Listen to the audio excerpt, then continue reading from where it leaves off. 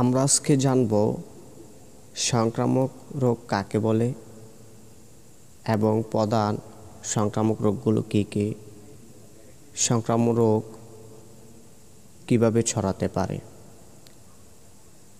আপনি যদি আমাদের চ্যানেল নতুন দর্শক হয়ে থাকেন তাহলে চ্যানেলটি এখনই সাবস্ক্রাইব করে পাশে বেল আইকনে ক্লিক করে নিন, যাতে করে আমাদের পরবর্তী ভিডিও আপনি পেয়ে যান। সংক্রামক রোগ কাকে বলে? যেসব রোগ এক দেহ থেকে অন্য দেহে কোনো বাহকের মাধ্যমে বাহিত হয়ে নতুনভাবে রোগ সৃষ্টি করে, সেই সব রোগকেই সংক্রামক রোগ বা ছোঁয়াচে রোগ বলে।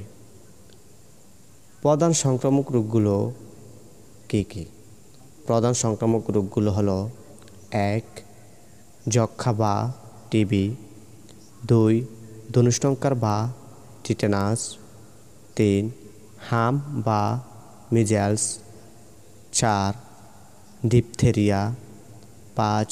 হুপিং কফ, 6. পোলিও, 7. ম্যালেরিয়া, 8. কৃমি রোগ, 9.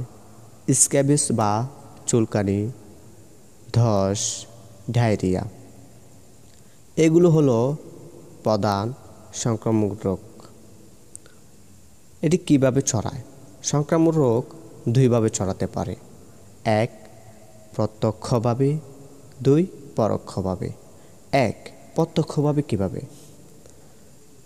রোগে আক্রান্ত ব্যক্তির সাথে সরাসরি সংস্পর্শের মাধ্যমে, যেমন টিবি, স্ক্যাবিস বা চুলকানি এগুলো। 2.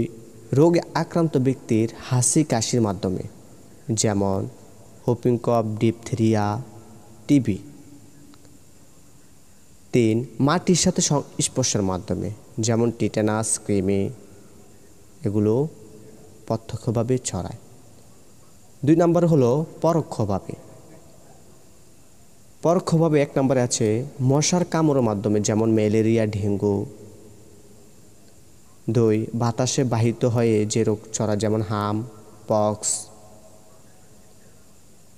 3 নম্বর আছে পানিবাহিত হয় যেটি, যেমন পোলিও, ডায়রিয়া এগুলো হলো পানিবাহিত রোগ।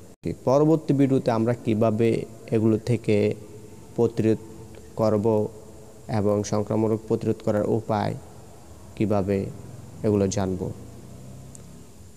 এই ছিল আমাদের আজকের ভিডিওটি। পরবর্তী ভিডিও দেখার জন্য আমন্ত্রণ রইল। সে পর্যন্ত ভালো থাকবেন।